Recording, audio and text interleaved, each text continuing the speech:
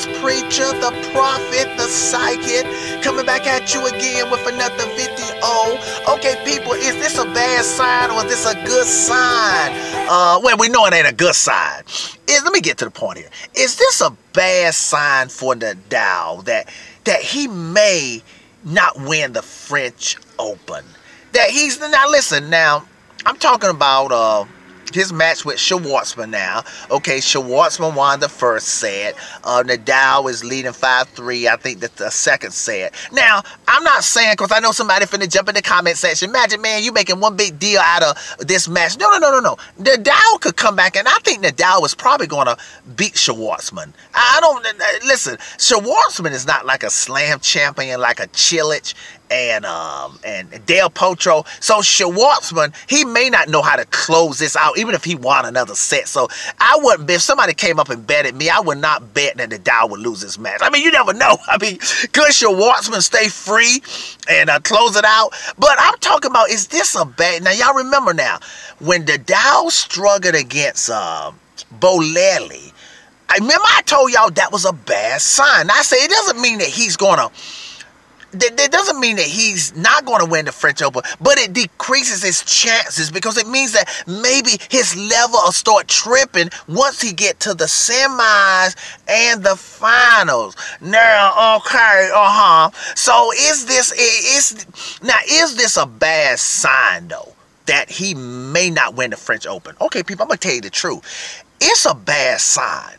And I mean, I'm going to say something now. It's a really bad sign. Now, I know a lot of people are going to jump in the comment section. That's cool. Y'all give me y'all opinion. Now, let me tell you something. There are going to be Nadal fans. The ones that they're going to be Nadal fans that's going to jump in the comment section because they're going to think I'm like putting Nadal down. So they're going to be like trying to defend Nadal. But you know what? Those really smart Nadal fans, they know what I'm talking about. Y'all listen, check out what I'm getting ready to say here. People, listen. And Federer, he knows this because Federer is a level person. The Djokovic knows this because he's dreaming of getting this level stuff back, the super level. I'm saying that what the Djokovic need. People, listen. When Nadal struggled against Bolelli, and I put out a video saying, is this a bad sign? The same way I put out this video, and I did acknowledge that I don't mean that, first of all, that Nadal was going to lose against Bolelli, because it was during the rain delay, and I was not saying that Nadal couldn't win the French Open, but I clarified that it could, when I say bad sign, that it decreases his chances of winning the French Open. Okay, and many people jump to the comment section, and you know what? There was actually some very smart comments. They said stuff like, well, Nadal always, not always, but sometimes they gave examples. Different commenters gave examples of that Nadal starts off slow this way, and then he builds his level up. One commenter gave the U.S. Open example last year. People, Nadal shocked me. I thought Nadal, especially on the fast hard court, Nadal started off slow in the U.S. Open, and he got put out early. Remember in the Montreal, he got upset by Shapovalov in the Montreal, and he got put out early like in the Cincinnati. So in the U.S. Open, he started off, he didn't start off at a high level. And there's been even some French Opens when Nadal raised his level. Okay, he raised his level one time. Okay, that's the key word here, one time. Now, people, check out what's happening now. Okay, so that's true. That's true what everybody's saying, that Nadal can raise his level, so no worries. Okay, here's the reason why Nadal fans should be seriously worried now. Forget Team on the other side. Forget Del Potro, who's playing well, and Chilich. I'm not even talking about all that. Forget Cecchinato. I forget all that mysterious stuff that could happen over there, and the black cats that's flying around that could get Nadal. I'm not even talking about that. But this could help those guys beat Nadal. Okay, people. So Nadal against Bolelli, those commenters was right. So after Nadal got through the Bolelli little situation, he raised his level and took care of business. Straight sets. Okay. Now, he raised his level. Okay. Now, people, he's back now in a struggle with Schwartzman now. Okay. The level is tripping again. Now, I want some commenter to show me. I guarantee you, people, I watch all of Nadal's final wins. I mean slam final wins. And I watch all of Federer's slam final wins. I'm not talking about go watch it on YouTube back again. I'm talking about when it actually happened. I watched when Nadal won all the French Opens. Everything, every slam Nadal won, I actually watched it live, okay? Even if it was the Australian Open, I was there early in the morning, because that'll be early in the morning here. Okay, people, I've seen where Nadal, his level dropped and he raised it one time and it stays up and he wins the major. Okay, but I've never seen Nadal or Federer or the Djokovic or really anybody, even Pete Sampras, who was a level person. He really started the level stuff. Talking about going up in levels, big Sampras. People, I've seen them raise it that one time and then they go ahead and win the tournament. But I've never seen where the level goes up. Okay, the level's down. They raise the level. Then the level goes back down. And then they raise it back up again. Now, listen.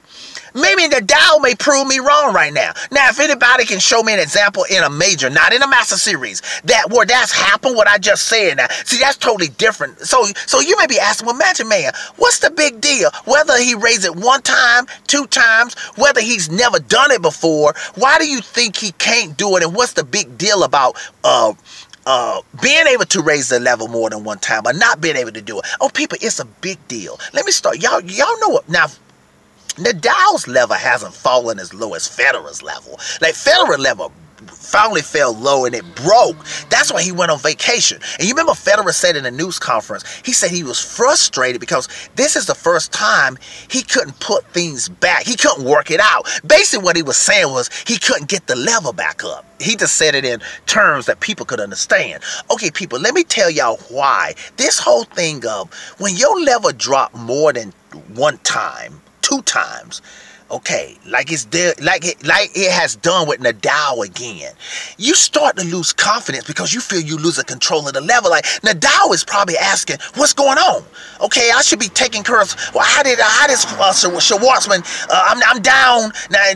We in the quarterfinals now, and I'm down one set again. I did that stuff with Bo Lely, but that's understandable. Like the commenter said, like the Nadal fans said, okay, I can raise my level in early rounds, but now this nonsense level stuff is happening again, and now we starting to get with the better players like a Chilich and Del Potro, and I can't afford for my level to start tripping now. Okay, so like I said, so to get the answer the question there about why is it important that your level not drop again, because you start to lose confidence. Like, well, is the level going to drop again? Is it going to drop in the finals against me when I play team or Nadal?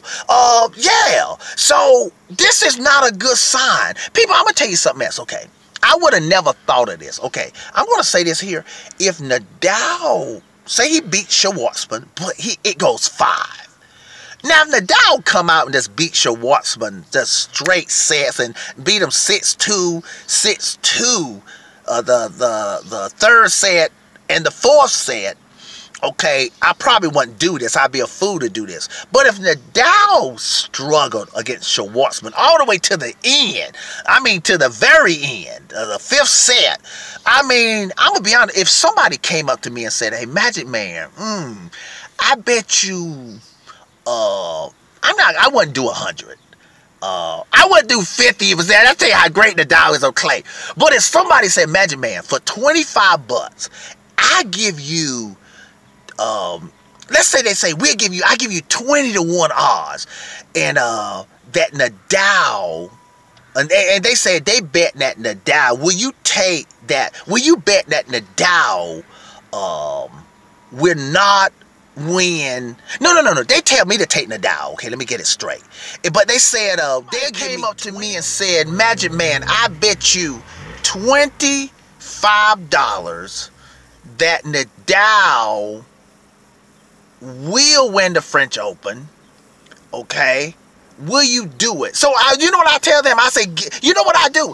I would do it if they gave me 20 to 1 odds. Now, people, listen. So that means even 20 to 1 odds. I would do it then. That means, well, let's say if it was for $20, I'm making it easy so I can calculate it. That means I win $400 if Nadal didn't win the French Open. People, I wouldn't have even done $1 last week. If somebody came up right now and said, I probably wouldn't do more than 25. But if they said, bet you 25 that Nadal, if a Nadal fan came up to me and said, I bet you 25 that Nadal will win the French Open, and I give you 20 to 1 odds. Oh, I take it quick. Now let me see now. Let me fill this out. Let me see where I'm really. This will let y'all know how I'm really feeling about Nadal now. Do I really? If somebody said, okay, Magic, oh, so you don't think Nadal will win the French Open? Now listen, 21 odds is a lot. That means, people, listen. For me to ask for 20 to 1 odds, people that bet know what I'm saying. That means that I think he's going to win it. Because I'm not asking for 5 to 1. 20 to 1 means that if Nadal doesn't win the French Open, that means that I win $400, okay? That what the 20 to 1 odds will be here. So now if somebody said, okay, Magic Man, all right. Okay, say right now, Magic Man, suppose I gave you 10 to 1 odds. That means for $20. Let's say $20 so we can calculate. Well, no, we can say 25. Okay. Say 10 to 1 for 25 means if I put 25 that he won't win the French Open. So that means if I bet at 25, I win $250. See, I'm going to say, right now, listen, people, I have to think about that. So that tell you right there too. So for any Nadal fan that's going to get in the comment section and say, Magic Man, you say Nadal's not going to win the French Open. No. I'm saying even with 10 to 1, I may do it. But that's hard. That tell you right now that you got to give me 10 to 1 odds still now to bet against Nadal. But people, I wouldn't have taken 10 to 1. I probably, for 25, I probably would take it. I probably wouldn't go any better than, I wouldn't go any lower than that though. If somebody gave me 10 to 1 odds, I would, for 25 bucks, I would bet that Nadal won't win the French Open. But that's it. If they gave me 5 to 1, no, I'm like, no, I ain't doing 5. Nadal is too great for that. But I'm letting y'all know that in my mind, that for me, his chances of winning the French Open has decreased. Now, somebody else that would say, well, Magic Man, if you asking for 10 to 1 odds, the bet against Nadal, that means that you really think Nadal gonna still win. Forgetting the money. That if I got to ask for 10 to 1 odds, that means I still think Nadal is the favorite to win the French Open. Yeah, of course. But I'm saying, people, I've gone from 30 to 1 to 10 to 1. If somebody came up and said, Magic Man, 10 to 1 odds, will you bet against Nadal? I said, give me 10 to 1. I bet he won't win it. I bet that either Chilich, based on what I'm seeing now, that I see the level tripping a little bit. Based on, I think Chilich or Del Potro will get him here in the semis, or I think Team or Cecchinato will get him in the finals. Yeah, for 10 to 1 though. Okay, people, tennis preacher, prophet, psychic, signing off. Have a good one. Last one right here. Here we go. Can I dance?